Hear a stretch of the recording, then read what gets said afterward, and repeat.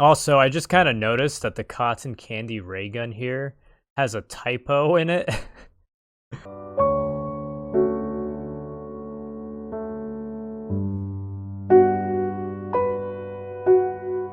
How's it going, everybody? I'm the Redhead Gamer, and right now we're going to be watching the Killer Klowns from Outer Space, the game, a live stream that happened on May 7th here. And I'm kind of going to give my thoughts on it. For those of you who don't know me, I'm the Redhead Gamer. I play a lot of horror games, especially those in the asymmetrical genre. I'm mostly a last year content creator because that game is going to be coming back as Forest Hills here soon. But if you guys enjoy asymmetrical games in general, whether that's Killer Klowns, Dead by Daylight, or what have you, definitely hit the subscribe button down below. I'd really appreciate it. It helped me out quite a lot. But anyway, let's see what they have to offer here. So without any further ado, let's get into the live stream here. Hello. Welcome, one and all, ladies and gentlemen. Welcome to the first ever Killer Klowns from Outer Space, the game stream. I am Albert, your community manager here at Elphonic. I am joined by Jordan, our design director. Hello. I said it. Yeah, you definitely did say it. So, just to preface, this build that we're showing off today is a little bit on the older side, right, Jordan? Yes. So this is a build that is what we showed at PAX. It's a pre-alpha build, so it is very much months behind what we have that we're. So right ahead of the stream, they announced that it's a very early build. So the same one they showed at PAX. So hopefully some of the things we see are going to be changed up for release. But seeing as how if you pre-ordered the game that you essentially have about 20 days until it comes out, I don't know. I guess we'll have to see. I'm sure there's a lot of changes they can make during that time, but let's see what else they have to say. We're about to show. But what it does allow us to do is give you guys a really nice in-depth sneak peek into what this game is exactly. I know there's a lot of footage that was coming out of PAX just from people over the shoulder and stuff, which is great because it gave people a lot of time to kind of pick apart and dig into what was going on. But now we're actually going to get a chance to dive in and give everyone a really nice look at kind of what we built and what the game's going to be when it launches. Yes, sir. And just before we hop in, I've got to rep the Killer Clown shirts. I know it looks like, Jordan, you've forgotten your shirt somewhere. Rep that brand, yes, buddy. My shirt. So I've been through kind of a whirlwind. Development is always crazy. So the past week, I have not only moved apartments, which you'll notice I have a just TV sitting behind me and some other stuff in a very empty room. But I also got sick, and so as I was moving and I can't find my shirts right now. So they're in a box somewhere. So I apologize for but I found my most colorful blue shirt, so that way. Let's skip ahead here a little bit, but not really. And give you guys a little rundown on what that's going to look like. Yes, we are. So I'm just going to kind of give a preface. So we're going to be rolling into the game here. We have these matches set up. In a way that the 3v7 dynamic was definitely just an interesting thing to pull off. But I think we've got it to a point that it's just in this place where it's really fun and there's always different things happening. So when we kind of go through this a lot. So that's a thing I've heard a lot of people get worried about, actually, when it comes to 3v7 layout. Because a lot of people who are looking forward to Killer Klowns have also played Texas Chainsaw Massacre. And there's a lot of people who play Texas Chainsaw Massacre who feel like the family side is super weak and that they basically only act as glorified goalies, essentially, to stop the survivors from doing the objectives. So now that you have 3 people, but there's 7, which is even more than there were in Texas Chainsaw Massacre, which off the top of my head, I believe there were, 4 or 5? It's going to be wild to see how that affects the power dynamic. So let's keep going here. A lot of the different things that I'm kind of highlighting, covering are really going to give you a glimpse into kind of what that's going to be. So to start out with, the matches themselves, like what is the setting? We have the humans and clowns that are dropping into a match.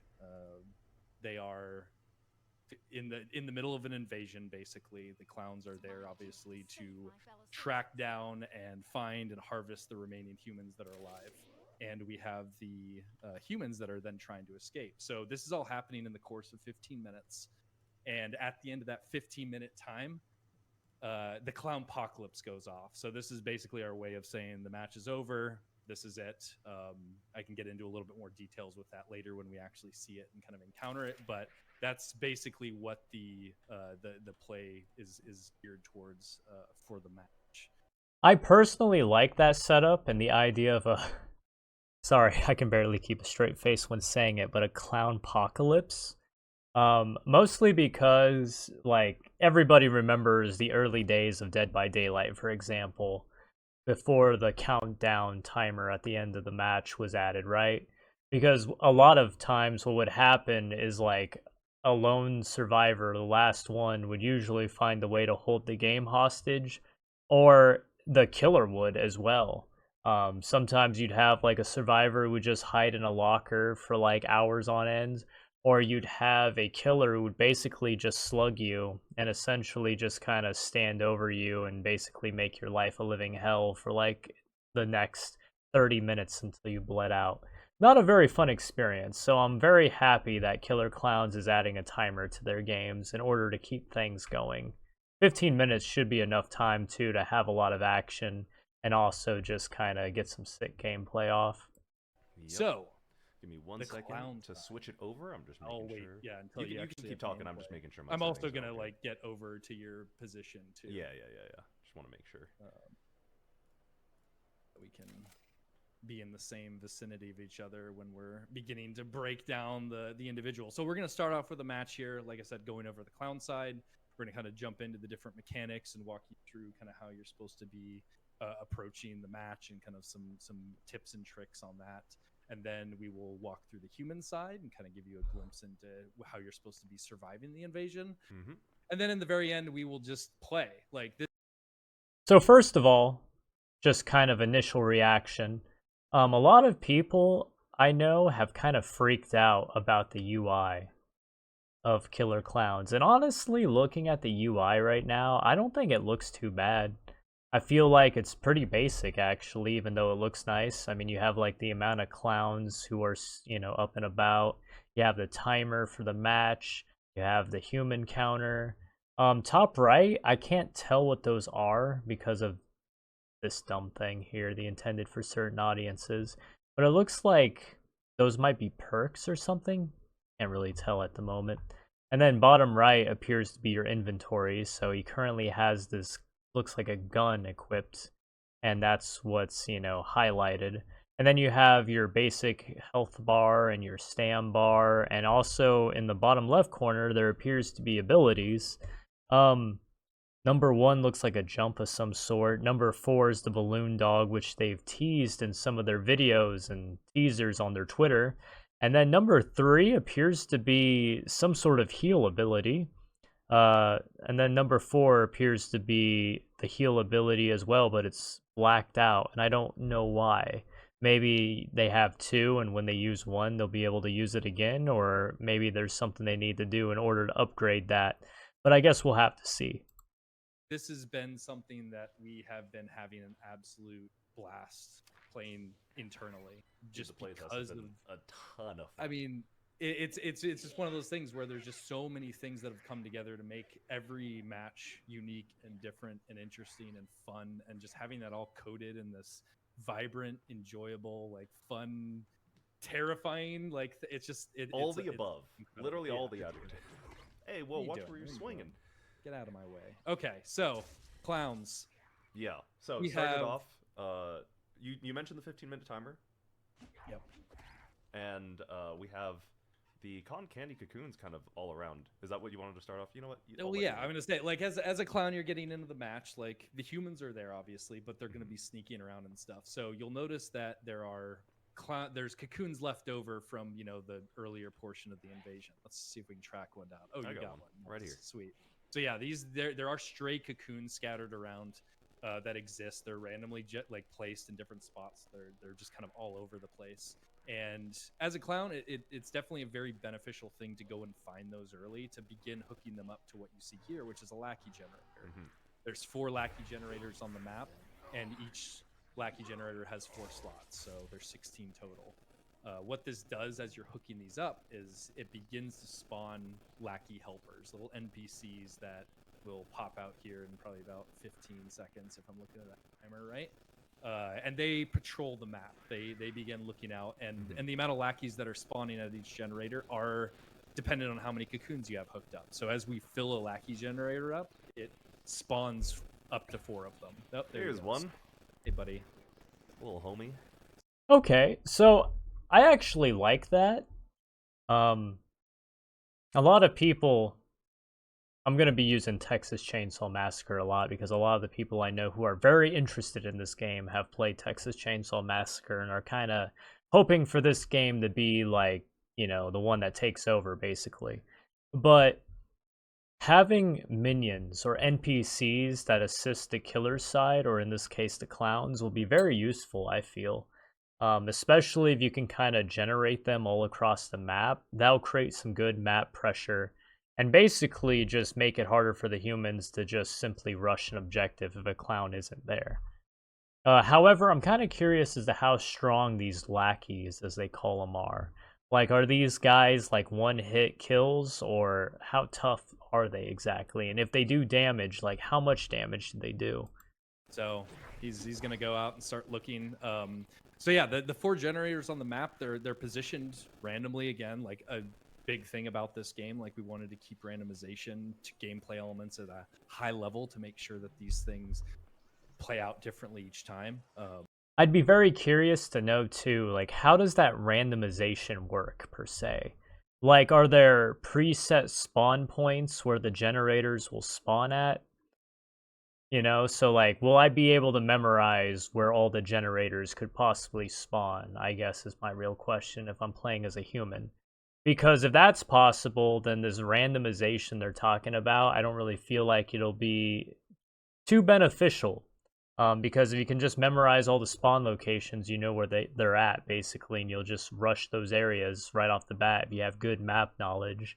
It could also be detrimental, too, because what if one spot where a generator spawn is, like, very easy for the clowns to rush, or it's a very poorly defensible spot for the humans? So, I guess we'll have to see. So there you have 4 of them. And you're going to want to disperse the cocoons and team up to try and make sure that each one is getting filled up, because you want that map coverage. The lackeys do begin to give you that opportunity, and as you'll watch the match unfold, it begins to show how effective they are at, like, actually spotting, like attaching to humans. They jump on humans. They sound alarms when they can't get to them, like if they're in hiding spots and whatnot. So they give you a leg up. So it's very important to focus early game on getting those cocoons hooked up. And kind of one like final thing I can say about the Lackey generators is that if you hook them all up, there's 16 slots, you actually trigger. Oh, hello there.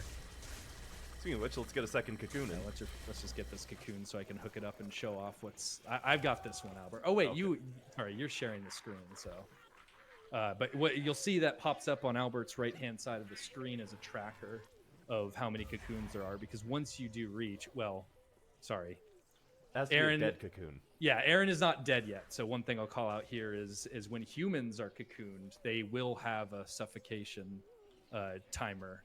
And how long you stay alive is obviously how long you have before you're dead, or how long you have left to breathe before you die. So once he finally dies, then it's considered hooked up, and then that's an upgrade to the right. Lackey generator. But until then. So it sounds like there's a hooking mechanic in a way. If you manage to cotton candy a human into a cocoon, you can hook them up. But if it's a player human, it sounds like they have a time before they suffocate. So I suppose that'll create some conflict too if the other humans try to come and save their homies. I guess the big question here too, though, is like, what are the anti-camping mechanics? Then He is very much alive in there. He's got a limited supply of oxygen. And oh, it looks like Jordan. Oh, we lost your cam. 1 second. Oh no, I think you're back. Okay, cool. But yeah, someone can save him, or if the human happened to have looted like a sharp object, like a knife or something, they can actually cut themselves out. But other humans are actually able to hop on over and rescue him, even if the cocoon's just on the ground. It doesn't necessarily have to be on the hook. Okay, so it sounds like other humans don't need an item to save the human who's currently cocooned. Even if it's on the floor, they can just run over and basically rip it open. However, if you're cocooned yourself, excuse me, it sounds like if you're able to loot a sharp object, you can basically use that to get out of jail free. Kind of like the pocket knife in Friday the 13th. So where, you know, if Jason would grab you, you could use the pocket knife to kind of stab him in the throat and he would let you go. Yeah, it doesn't have to be on the hook, but yeah, anytime that someone has a sharp object. So yeah, there's a lot of fun there. So it comes down to kind of like gauging out your approach to it, and then clowns need to keep. Also, I just kind of noticed that the cotton candy ray gun here has a typo in it. Fires a steady ray that can trun, Trun, instead of turn, humans in the cotton candy cocoons. Keep locked on and avoid overheating. That's kind of a good meme. Once again, though, they said this is like an early build, so I'm pretty sure they'll have that fixed up, but we'll see. Keep moving. So if they're gonna head out, and there's a good chance that, you know, oh, look at that. See, someone came over and they're trying to get him out. Yeah, no, we gotta stop them from. We gotta stop them from doing this. I don't think so. Get out of here. Okay. Wow. Okay. Downed immediately. You show off the contality now? We're not supposed to be playing now. You know what? Why not? No, don't. Oh, well, okay. Okay, that's sick. Clowntality. Oh yeah, absolutely. They deserved it. And he gets hit and confetti just comes out of him. I do want to see something real quick here, though. Let's see here. Down. Oh, look at that. See, someone came over and they're trying to get him out. Someone came over and they're trying to get him out here. So that seems like one shot with the gun. We gotta stop. And it looks like he got one. I don't think so. Get out of here. Okay. Wow. Okay. Okay, so it seems like this guy maybe took about 3 or 4 hits before he went down. It seems like the other clown got like a mallet hit off on him once or twice, and then the guy we're following managed to shoot him twice. So it seems like humans go down pretty easy, 3 to 4 hits if they're not careful. Downed immediately. You show off the contality now? We're not supposed to be playing now. You know what? Why not? No, don't. Oh. And we'll watch it again here. I guess whoever that was deserved it then. Oh yeah, absolutely. They deserved it. Goodbye. That is pretty neato. I do enjoy the executions. Alright, I'm gonna try something, Jordan, and hopefully your camera's still freezing. I don't know if... Okay. I'm gonna keep going. So just, as long as my audio is still good, I think that's what. Real quick. Anything that's still. Yeah. And hopefully, let me see if I can... Alright, I'm gonna try something, Jordan, and hopefully your camera's still freezing. I don't know if... Okay. So it looks like that human that was suffocating managed to break out. So did they have a sharp object, or what happened there? I'm gonna keep going. Yeah, for sure. Just as long as my audio is still good, I think that's what matters more than anything. That's still cool. Agreed. Cool. So let's see. I covered. So the early clown apocalypse. So if you hook up all the generators on the map as a clown team, you trigger the early clown apocalypse. So instead of having to wait for 15 minutes, it happens whenever you finalize it. It has the countdown still, and humans have like a minute to get out of them at that. So it's definitely a power play, especially if you're feeling like they're very sneaky and difficult to track down. Sometimes it's worth it to turn and focus on filling up those generators. So because it also, once again, provides that Lackey map control. Yeah. Speaking of which, let's find some more cocoons or find some humans. Just generally, when you're looking for humans, you want to look out for these white circular noise pings around. White or red. Red is normally like a Lackey's caught them or they're trying to escape. So that seems like a very minor thing, but I'm actually happy. Dude's trying to... So I'm actually happy that they've included these white circles as like sound notifiers, because there have been a number of asymmetrical games in the past that have come and gone, and a lot of times they've done hunting down the survivor side very poorly. And one thing that I feel like Dead by Daylight doesn't get a lot of credit for, but it does very well, is it allows the killer to basically find the survivors rather easily. I mean, even if you're not using perks, you know, you have blood trails if they're injured, you have their moans and cries if they're injured. Um, you know, you also have like environmental sounds, right? Like if they jump over a window, you can kind of hear them kick it if they're running. The list goes on, really. There's just a lot of ways to basically hunt people down. Scratch marks, another great example of visual hunting. And I remember playing Hide or Die a long time ago, and I never played the Battle Royale version, unfortunately. I kind of played the one that a lot of people say they were trying to be like Dead by Daylight. And one complaint I had is, granted, at the time I played, a lot of the killer abilities were glitched. So, like, Fisherman's sonar ability wasn't working, for example. But one thing I hated about Hide or Die was that the sound tracking was just completely off. I would hear what sounded like somebody running through mud, but they would actually be running across some concrete, or they'd be like a level higher than me, and they wouldn't actually be on the same level as me. And I've also played a number of other games where it's had similar issues, where essentially you're supposed to hunt people down, but the cues that allow you to hunt people down are just really bad. So kudos to them for adding these. Yeah, I don't know what that was. What was that? Like a baseball? Probably. Oh, we got Miles coming in hot. Oh, the clown jump. Good cutoff, good cutoff. Oh my god. So this clown he's playing has like 3 health bars, and this one swing from this one human managed to take him down 2 bars and a little bit of his 3rd bar. So this clown could easily go down in like 2 hits if a human got the jump on him. Teamed So, yeah, up. Okay. The ray gun is more for harvesting purposes. Actually, when a human is down, they can actually we can cocoon them even faster. And as you saw there, Yes. we got a little boosted stat. If the clowns work together to cotton candy someone, that lays out even faster. Looks you guys like saw there's Jordan, some do a conflict little here. bit of a clown jump there. That's a way of clowns Trying to save their travel around homie town from for a being bit of a fog of cocooned. war. You throwing the cocoon at him? I am. That's my tactic, man. This is Oh, gonna shoot yeah. us. I And, feel like we're losing. Go for it. No, I didn't have. Oh, anything they just got constructive right there. wrecked. Alright, hit him with it. Cocoon him up. And as you can see from battle, we've taken a little bit of damage. One of our abilities is the LOL ability, and that gives us the joy of laughter. Laughter is, of course, the best medicine, so it gives you a little bit of a damage buff, speed boost, and healing over time. And yeah, So that's their heal ability that we saw earlier. in here? It's You know honestly one of my. Yeah, let's play catch. Yeah. yeah, play catch with whoever's in. Alright, one more. Okay, I'll come up. Sorry. And so- Okay. Yeah.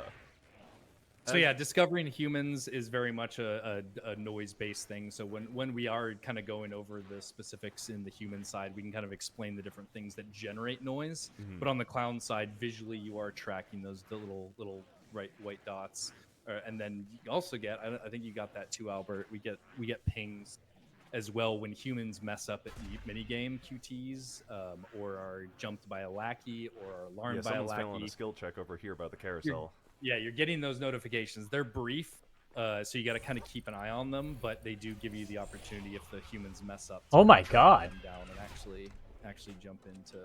Oh, someone's trying to get out the portal machine here. Oh wow! How did you not Ooh. block him? Out. Okay, so a lot of things here. For one, I'll make sure it's not on a blurry screen here real quick. Dude? Oh my goodness. So one thing, right off the bat, that jump ability of theirs is kind of like Jason's teleport from Friday the 13th, where essentially you could teleport to any part of the map. So that's crazy. Okay, and that also brings up the question, because from what we've been seeing so far, these maps are pretty huge.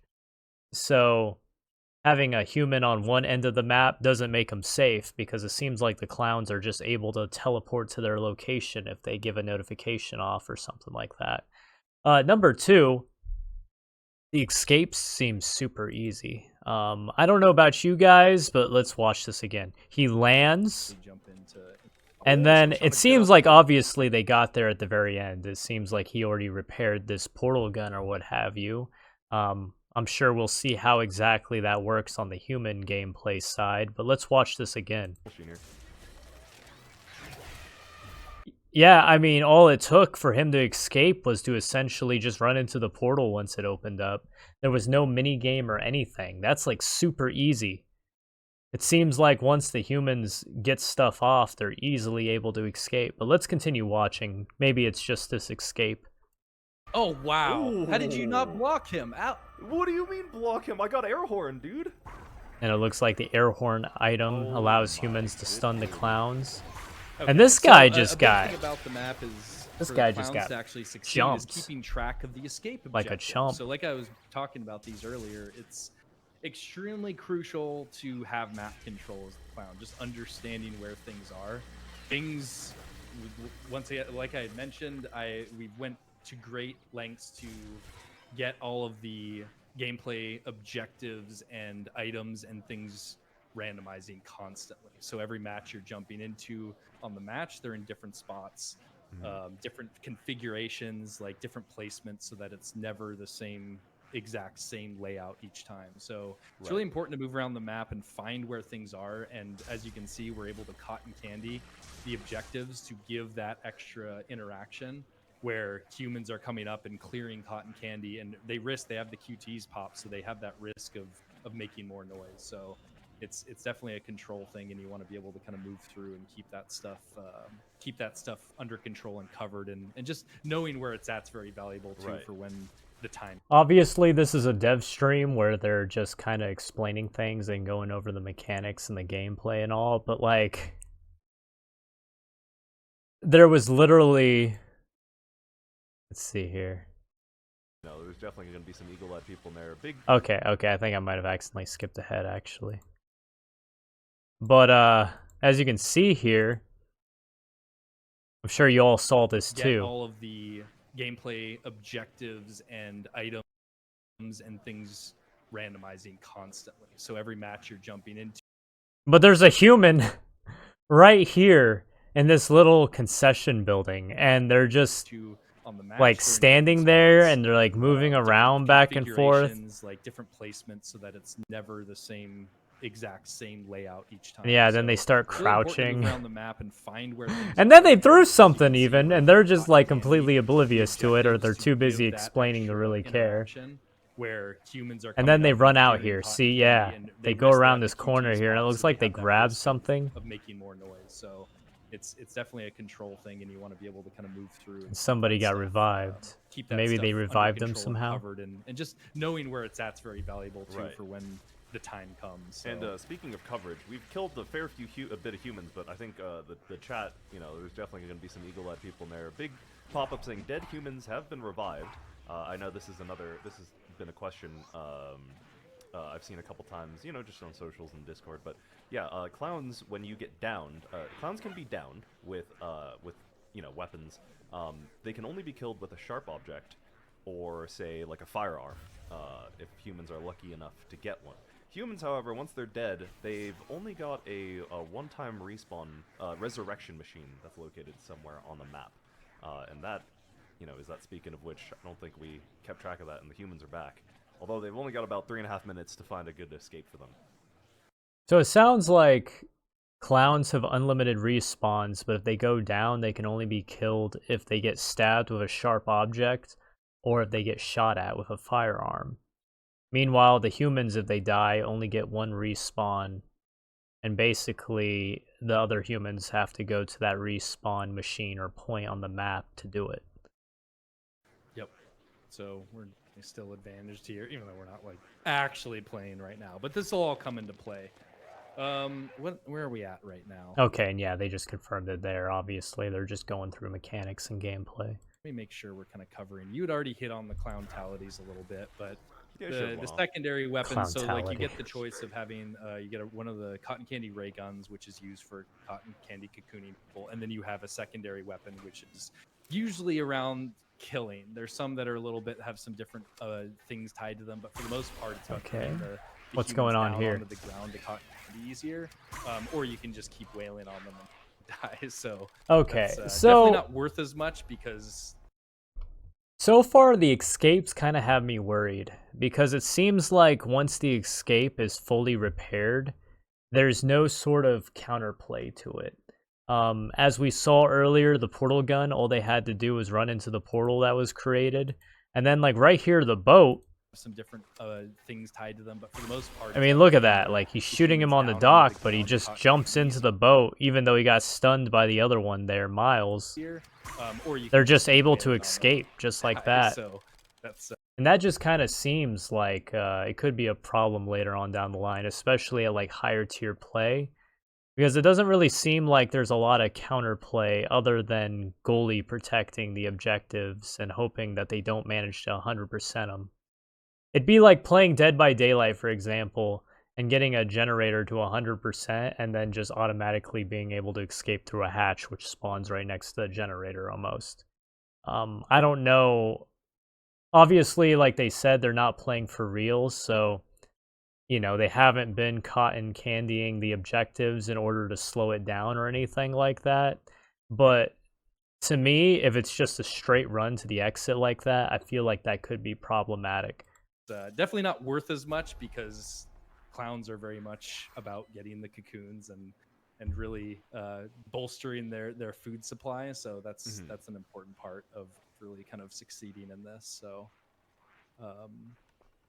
talked about our main abilities. Did you show off jump a little bit? I showed off jump. I talked about LOL. They just saw me use the balloon dog. For a Yeah, little bit of that was tracking pretty action, cool. Although the second I tracked them, I realized that they were on the boat, and then they left.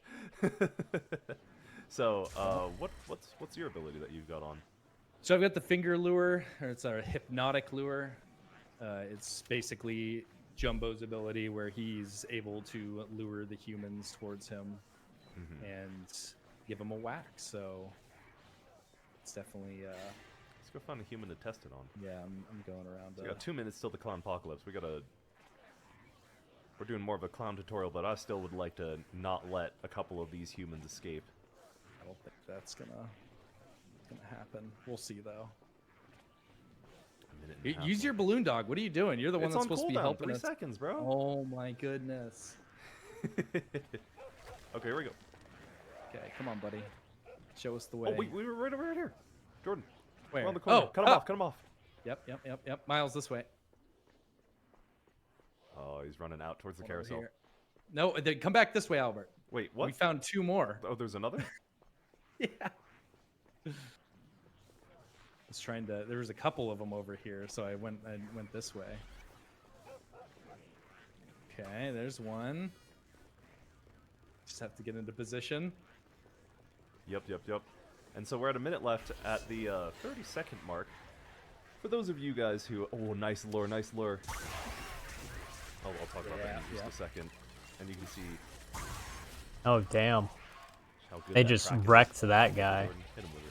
Jumped him like it was nobody's business and With cocooned what? him. I thought you were going to clowntality him. Oh no. Well, we've got about mentality. 10 seconds left at the 30-second mark. For those of you who have seen the movie, the Terenzi brothers, the pair of brothers who drive the ice cream truck, crash through a random wall on the outskirts of the map, notifying There it all is. humans Oh, and it clowns was where right it back is. there. And luckily, all of those clowns are right next to it, so let's see if we can stop them. Prepare for battle. Yes, sir. Get that finger lure ready. Don't let them walk through, dude. I've got Oh, my behind cocoon you. Right ready. here. I can't No. believe I actually hit that. No! No. Oh, my. Okay, well that was Okay. unsuccessful. Okay, On the left? I think oh my. So I know I've been whining about the escapes, and this is probably going to make me seem like a killer main of some sort. But the way it's currently set up, at least from what I've been seeing, is absolutely terrible. And that's just, obviously, like they said, this is still like an early build, so maybe they'll change it up. But this guy, this person, let's scroll it back here. So as you can see here, they start back here, and this exit just appears in like the last 30 seconds to a minute, I believe they said, of the countdown timer ending. So they run up, there's a one shot off, and then they get a second shot off, but they manage to run by all the others, and they just simply get to the truck itself, and bada bing, bada boom, they're out. Like, there's no real, I guess, what's the word I'm looking for? Like, way to counteract the escape. Like, there's no sort of escape gate, that they have to open before they can escape. There's no, counterplay to it. Now, I was hoping when this game came out that the escapes would be more like Friday the 13th. Where, for example, if they repair the car, they have to basically drive the car out of the escape, Meanwhile, the clowns can possibly, destroy the car in some way, or like the boat, for example. The boat, I was kind of hoping there'd be a way to, chase them down on the water or something. Right now, though, it just seems like you repair whatever the objective is, and you hit a button, and bada bing, bada boom, you're out of the game. Easy peasy. I just feel like that's going to be problematic down the line. Okay, well, that was unsuccessful. There's one more left. I think they might die to the clown apocalypse here. Okay, here it goes. Yep, here's comes somebody right now. Ooh. Okay, so the ending is pretty epic. Very nice. Bubble hit him. Nice. You have a huge. Well, yeah. So that's the final clown apocalypse explosion. So the clown apocalypse, it spawns at 0 seconds, the middle of the map. It spawns, and then it gradually expands outwards. So you have about it's like 6 to 10 seconds. It just depends on where, because the Trenzy brothers already burst through on the edge of the map. So depending on where you're at in the map, there's time when it hits 0 seconds. So that we've had a lot of really clutch, insane moments in those last final seconds where people just are barreling towards the edge, and they either get hit by the blast right before they see the escape, or they just get out. So it's a fun one. There's a lot, and it is all about, on the human side, I can't I don't have what it takes to escape versus one of the other exits, or someone has used all the other ones and I'm not finding this piece. You always have the Trenzy escape. It's always there and it's ready, unless they, of course, trigger the clown apocalypse early. So you can't always bank on it. Majority of the time it is there, but there's definitely a lot more nuance to that as far as how you're going to approach it, when you can really dive into it. Yeah, now that we're getting on the human side, as you guys have seen, the humans were able to escape via a couple of different methods. There are 4 primary escape methods. Here we go, let me switch this back. You guys can see that cool little intro scene.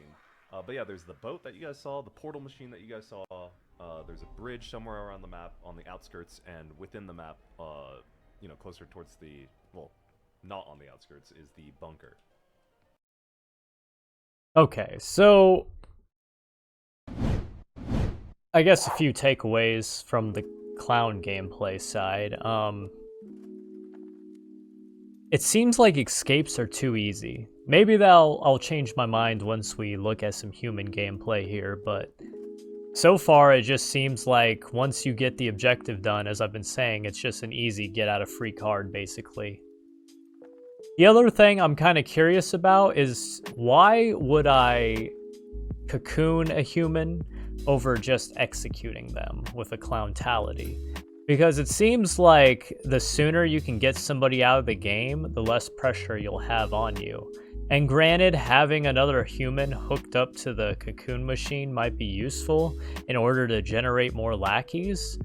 But at the same time, I feel like with cocoons already littered around the map, there's no real reason to hook players unless you want to force an engagement, I guess. But what's your guys' thoughts on that? Let me know in the comments below, and we can kind of have a discussion about it, I guess. And then the other thing too is that I wonder how rare like weapons are gonna be, or like what their durability is, because as we saw there, it seems like the guy we were following was playing one of the ranged clowns, obviously, and when he got hit, his bar went down super low, but also towards the end, it seems like he got hit with a crowbar and his health like barely got scratched. So I'll be real curious to play the game for myself and kind of see how the balance works out. But anyway, guys, thank you all for watching the Killer Klowns, the game Klown live stream gameplay reaction here with me. If you guys like the commentary and you guys like horror games and asymmetrical games especially, feel free to hit the subscribe button down below. It really helped the channel out. And with that, I'll see you guys later. We'll definitely have the human gameplay video up here soon, so definitely make sure you check the channel for that one as well if you want to check out the human side of things. But until next time, take it easy, y'all, and I'll see you guys around. Peace!